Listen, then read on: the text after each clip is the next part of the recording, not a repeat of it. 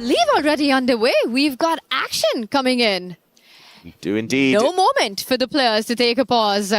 David, it's non-stop in Paris. Non-stop here in Paris. The players were so impatient to get game 2 going that we missed the opening moves. It was a Petrov defense as pawns traded off in the center. This is actually a battleground they've faced each other on before. This exact opening featured between them at the candidates tournament earlier this year. White's king has been displaced. No castling in the near future. It's been checked off its starting square, and black cannot castle either. Esipenko's last move, Wei Yi's last move. He's put his queen on the diagonal that cuts across the black king.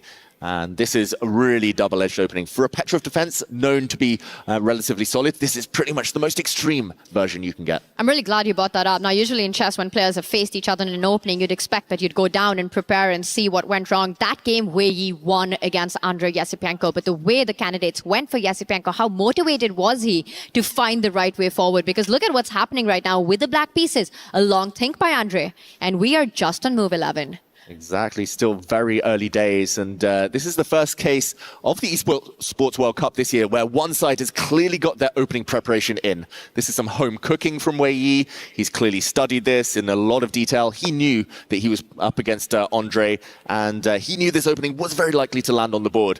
This black bishop retreating in the meantime. It wants to step further forward, maybe to the d6 square, just to eye up the white queen, to try and break its x-ray vision, to get the black king to safety, to get castled. But Wei Yi definitely with the early psychological win. He's up on time, and he's got his opening idea on the board. He doesn't. He's got one pair of knights off the board right now as the bishop does land to stop the connection. Severe, the queen, the white queen, from stopping the black king to get to safety right now, but loses another tempo as white does compromise on the pawn formation, but gets an open beeline for the rook to eventually land in. Exactly, and the black king is going to be castling next move, just in case it gets checked, but it's going to castle onto a flank of the board where there are no defenders. Black's whole queen side, that left side of the board, fully asleep. It's going to take several moves for them to get into the game.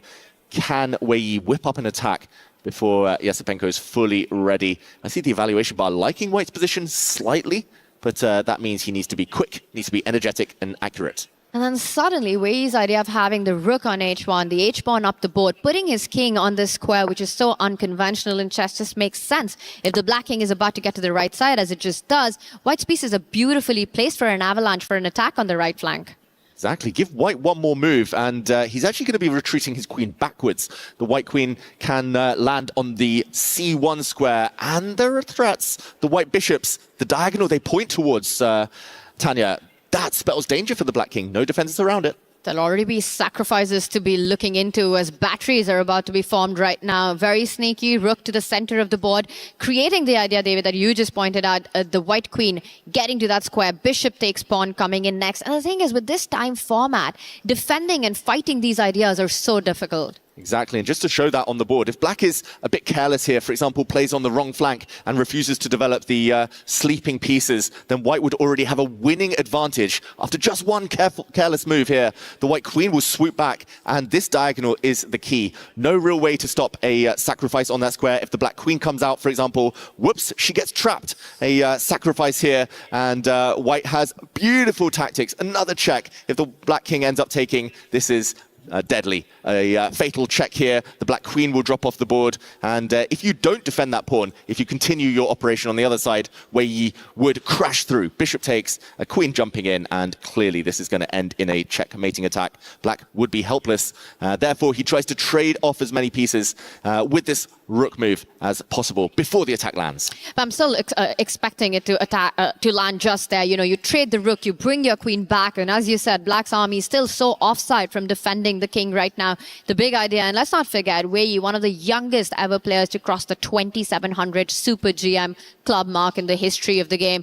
You know, he's touted as one of the players who's just so incredibly attacking and aggressive in his play. He's played some of the most attacking immortal games of chess as well. I think queen to c1 and all these sacrifices that you're pointing out is very much on his radar. Exactly. That move is going to land the white queen retreating. It's just a case of whether he trades off rooks first or whether he allows the rook trade on his opponent's terms. He does get the rooks off. The white queen is offside. She's not doing anything now on that left flank. She's going to step back. Surely no. A slower approach from Wei Yi. question mark given as well. Very surprising. I guess he wants to improve his king, get his king off the back rank, centralize his rook, but that looks like a very slow approach. And it also gives Andrey the time to actually finish development with tempo. Your bishop could now come out before the knight does, hit the white knight, bring that bishop to g4, then continue with development, and suddenly there's perfect harmony for Andrey Esipenko right now. The question mark feels like it's on point here. You know, queen retreat with all these tactical ideas would have been so much more difficult to handle. Yeah, it felt like he was a bit scared there, Esipenko. His heart rate was quite high. He was down a minute or two on the clock. Wei Yi, that might have been the moment to strike. The moves you predicted now on the board, Tanya. Black has developed. Finally, all the pieces are out. The queen has been hit, though, forced to sidestep. It feels like the worst has passed. The danger from that opening, from that preparation that Wei Yi landed on the board, it's over. I just want to point out about a very important defensive resource now against all the ideas of sacrificing the bishop for the kingside pawns that black will always have. Andrey can retreat the knight to a square next to the black king and just make sure that no checkmates are delivered. Knight on f8 and you never land a mate. Exactly. Knight on f8 and yeah, you can be confident about your fate. That's Knight on f8, you're your king's best mate. Exactly. A knight is a king's best friend. Full stop. A great defender, and Esipenko has that one up his sleeve. First, where he forces back the black bishop, but to the white knight now, not so well placed. It does feel like long-term black is pretty happy. White has some double pawns on the queen side. So if Esipenko continues defending as well as he has done, he's got to be feeling pretty happy about how this game is going. The white queen does step back, though, and will we see that knight land on f8? There are still sacrifices in the air, Tanya, that black must be careful of. It's got to be one of the two squares, either on f8 or on f6. The idea is to control that square next to the black king on 8-7 with your knight, making sure there are no checkmating patterns right now. Andrey Esipenko looks like he's very much in control. He knows that he's got the defensive resources. I will just point out that black rook, which has not made a single move and entry into the game, needs to do it fast. Exactly, needs to do it fast. And it's often at those moments when you start to feel like you're on the defensive, you're a bit lower on time. That's when the fact that you have this horrible head-to-head score against your opponent, it starts to play a factor. And whoa, big mistake from Andrey Esipenko. He's totally taken his eye off the ball. He's just allowed Wei Yi to break through with a sacrifice. He's trying to call Wei Yi's bluff, but it's simply a blunder. We have to check out whether Wei Yi can land a sacrifice now. We see the evaluation bar saying white has a huge advantage. It's the big moment. Bishop takes pawn. And David, I think we need to investigate that because it does come as a piece sacrifice and black's knight is ready to jump into the defense. It is. Bishop takes pawn is the acid test of what black is trying to do here. The white queen would swoop in, threatening some checkmating ideas. The black knight now. Which way does it go, Tanya? Back, forward. Let's go back. Let's go knight f8. Knight and f8, there is no mate, they say. But white here has more ammunition in the tank. The white knight is now going to come forward. Black is pretty much frozen. Black can't bring any more defenders across. And for example here, it's just too many attackers. 1, 2, 3 incoming, and the white rook could also join the attack. It's on the board. He does Wei Yi sacrificing his bishop. Wei Yi with a brilliancy on the board, going for checkmate against Andrey Esipenko, bringing on his attack right now. And Andrey Esipenko will realize that he's a little too late to defend. He's too late to defend. He has to maybe just ignore this bishop, but that is a huge pawn to lose around your king. Double exclamation mark, a brilliant move, and Wei Yi, he wasn't hiding it. He pretty much showed his opponent this was the plan. And Andrey, really surprising to ignore this. If I have to get into Andrey's head right now, I think the feeling is that he forgot that Wei Yi can add to the firepower at the end of it. You know, you can defend that checkmate, as you pointed out, but once the white knight comes and joins the party of the bishop and the queen, it would be game over for him. And I think that realization is about to dawn on him, that he indeed cannot capture that bishop. Oh, he does it. He's taking it on. He has to bring the knight forward or back to defend the checkmate. Head and hands, but is it too late? It is too late. He starts to calculate now. He starts to try and work out his defensive resources, but there simply aren't any. The white queen, the white bishop is the MVP, potentially. They're just threatening too much right now. And a knight, we said it was a king's best friend. We said a knight in f8, there is no mate. That might be the commentator's curse, because it looks like this could be a checkmating attack. Wei Yi is such a dangerous attacking player as well. Andrey, I think he just forgot who he was playing for a second. Of course Wei Yi was going to sacrifice, especially with this time format. This is just fatal. Unbelievable what has just happened. For Andrey Esipenko, does he bring his queen into defense? There are ideas of landing that queen on f6 as well, trying to trade it off. He's trying to calculate 3 moves. Knight retreat, defend 8-7. Knight forward, defend 8-7, or offer a queen trade. Oh, and maybe we can show that in a second. The queen coming across was his defensive resource. That was definitely what he planned, Tanya. I think you're right. He just assumed he could defend by bringing his queen out. But there are some deadly tricks that Wei Yi has spotted. Wei Yi finds tactics like that for breakfast. I think we might see that on the board anyway. We'll see if the black queen or black knight come across to defend. Has to be one of them. It is knight to f8, the move we mentioned. But if the queen had come out instead, there would have been some deadly sacrifices. Wei Yi would have won material while continuing the attack.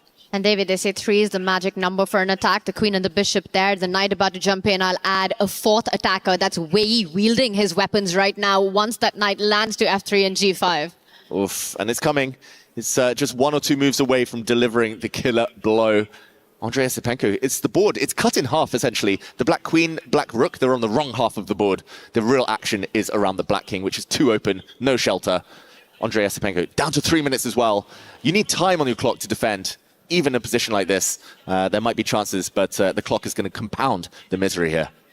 For Andrey Esipenko, he's up that extra piece, but he's playing down a rook right now. We said it, that rook hasn't made a single move, hasn't entered the game, and I think it just perishes there till the very end. The black king under so much fire, and tick-tock goes the clock. It's under 3 minutes for Andrey to defend. A very difficult position. Yeah, we saw his key there. It won't get crushed yet. Even if he loses this game, he will still have another life in this tournament. But yeah, there's no defensive key to this position. Shake of the head. He knows he's in huge, huge trouble here.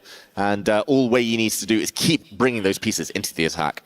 And what Andrey Esipenko has set up as a defensive resource is a battery that's going to allow him to trade the light square bishop on the next move once the knight does jump forward. Ideas of bishop f5, just trying to keep everything guarded, as they do have the trophy in sight right there. Now, the trophy is in sight, and these two players will be hoping to go even further on their journey.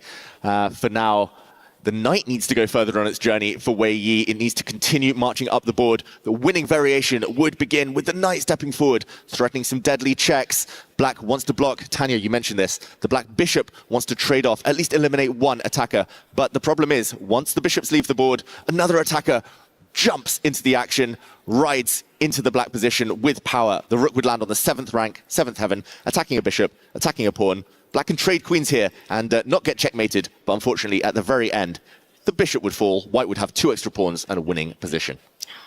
That would be fantastic. And again, the 3 magical number of attack, this time converted to queen, knight and rook. Instead, we do see a check being thrown in. Is this Wei Yi just, again, repeating and then changing the order? Could be him toying with his opponent. He can repeat once more, but not for a 3rd time. That would be a draw. He can check from a different square this time. That would rule out any bishop exchanges. Wei Yi, he could be overthinking this potentially, Tanya. He can win by keeping it simple. No, he jumps in with his knight. Also looking good. His rook might recapture that knight if it's taken by the black bishop, adding another piece into the attack. Hits the queen for now, and for Andrey Esipenko, no easy questions to answer. You could throw in a check if you're black yourself, but that doesn't solve anything. And you can see it on Andrey Esipenko that he realizes just how difficult this position is. It's a best of 2. This is the final game. If Wei Yi wins, it's match over. It's getting close now. Andrey Esipenko needs something special. He needs to somehow trick Wei Yi, force him up the wrong path. He needs to at least make the job difficult here, but here we see a capture. Will it be the white rook? Nope, it's the queen first. And you could just do a maneuver with your queen, keep giving checks, and then plant your rook on that e5 square. Just get that major attack, as Andrey Esipenko realizes. And now that square that you earlier highlighted, give it from a different square. The rook about to slide up, and Andrey Esipenko continues to shake his head.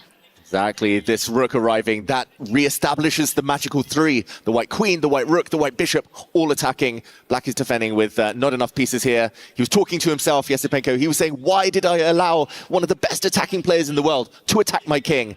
And that one move earlier, taking his eye off the ball, is going to be the reason he's punished. A white rook sliding across is going to be a deadly check. And one opportunity is all Wei Yi needs to find his way towards a victory. And as he did that, now a huge threat on the board. The rook giving a check would be game over. Andrey Esipenko with 1 minute and 20 seconds on the clock. And the clock, not his biggest problem. It looks like he's getting ready to click that resign button. He's looking away to the right side. There we go. Wei Yi takes the win, takes the match.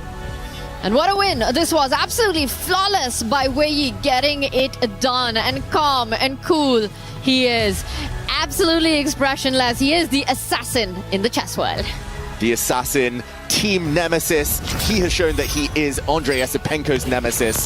Still unbeaten against his rival there. That's very one-sided head-to-head with the